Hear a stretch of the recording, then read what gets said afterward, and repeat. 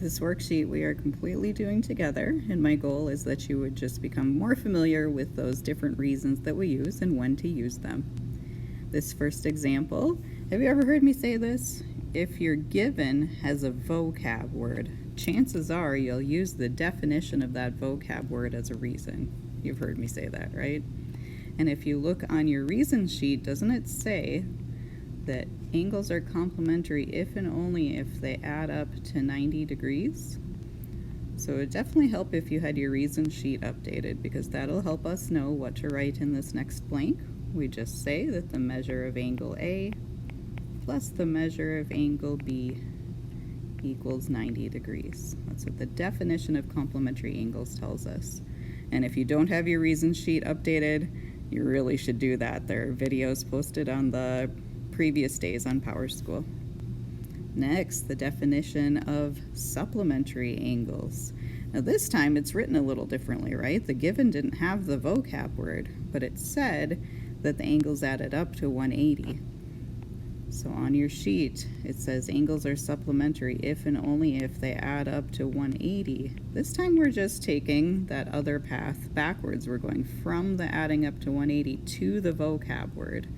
So what you should write here is that angle C and angle D are supplementary.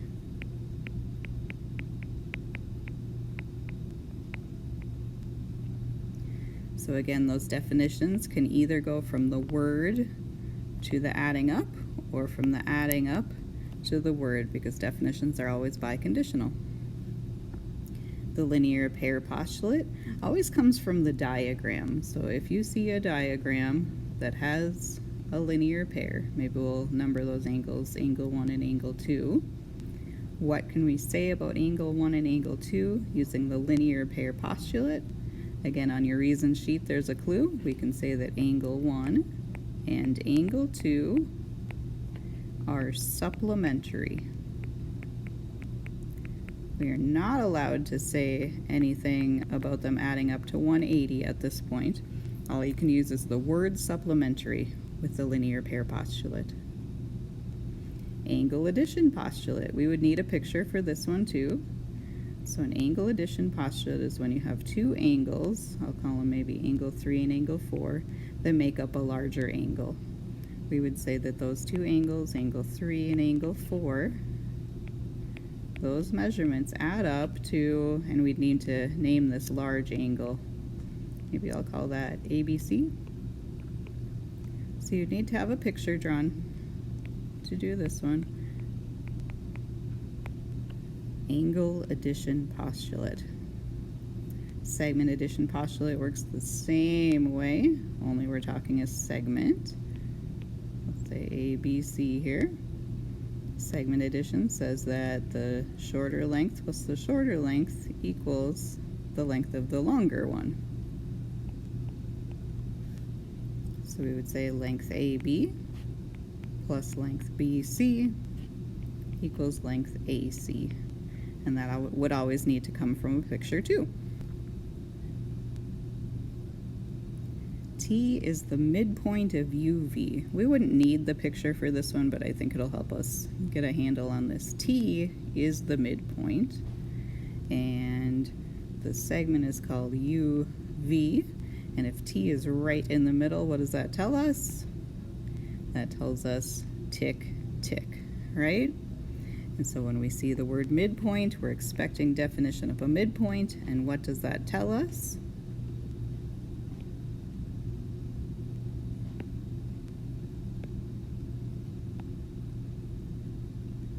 On your sheet, it should say that you have a midpoint if and only if you have congruent pieces. So we're supposed to be writing something about the congruent pieces. Again, the tick, tick, UT, that segment is congruent to segment TV. That's what definition of a midpoint lets us write. On this next one, I think I'll draw you a picture too. We've got a segment called AB, and we've got a line called T that's bisecting it, lowercase t. And what does that allow us to say? It tells us that this is split equally. We'll probably have to put a point in the middle. Maybe I'll use a capital T since that's a point. And so if we know we have a bisector, a segment bisector, we should be able to, again, say that we have two congruent segments that one segment was split into. An angle is right if and only if it measures 90 degrees. So if I knew that angle R is a right angle, the definition of a right angle allows me to say that the measure of angle R equals 90 degrees. Lines are perpendicular if and only if they intersect to form a right angle. So that's not the number 90, that's the word right. So if I knew that AB was perpendicular to BC. Oh, and another thing, you know how sometimes we'll have like the given has a vocab word, that sort of thing? Turns out that this would be considered a vocab word because that's the symbol that means perpendicular. So if you see that symbol, you might be using definition of perpendicular lines. I think we should just draw a picture so that you can get a feel for what this looks like.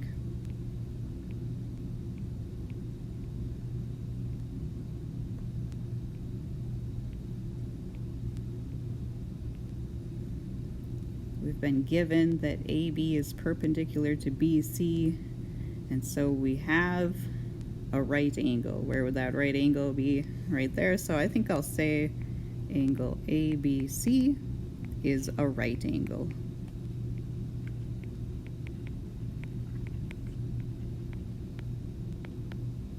If then I wanted to go on and say that it measures 90 degrees, then I'd do one of these steps from up here, right? I would do one more step that says that it equals 90 degrees by the definition of a right angle. Vertical angles congruence theorem going to come from our picture. We'd have to see a set of vertical angles. And just from the picture, we can say that vertical angles are congruent. So angle 1 is congruent to angle 2. You might want to even add your swoop to your picture. This next one is about the transitive property. I think that's interesting because did you notice it has to have two lines above it? It has to have two statements that hook together. And if it helps to draw the train, go for it. ABC is hooked up to HIJ, which is hooked up to XYZ, and so ABC is hooked up to XYZ. So your transitive property would allow you to write that angle ABC is congruent to angle XYZ.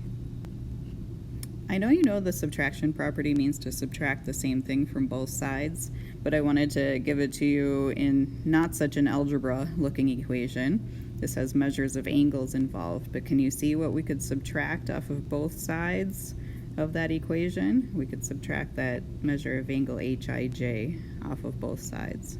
And the result then would be the measure of angle ABC is equal to the measure of angle XYZ.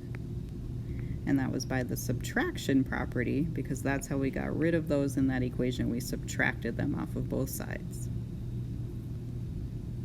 I hope you're getting really good at this definition of congruent angles and definition of congruent segments. Remember, the only time that we use those, it's so tempting to overuse them.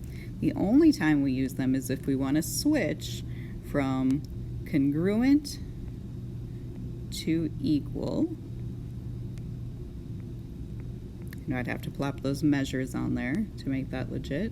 Or if we wanted to go from equal to congruent. And if I'm going to write these as congruent, I need the segment bar on top. The only time we use definition of congruent is when we're just flipping that to an equal versus congruent. And this last one, the congruent supplements theorem, it's very rare, it's hardly ever used, but this is one of the situations where it would be used. If you have two angles that are supplementary to the same angle, what can we say about those two angles? We can say that they are congruent to each other. So it's a very specialized case where you would use the congruent supplements theorem. It would require two statements about being supplementary to the same angle or to congruent angles. I hope that helped practice some of those most commonly used reasons from our sheet, and we'll just keep practicing from there.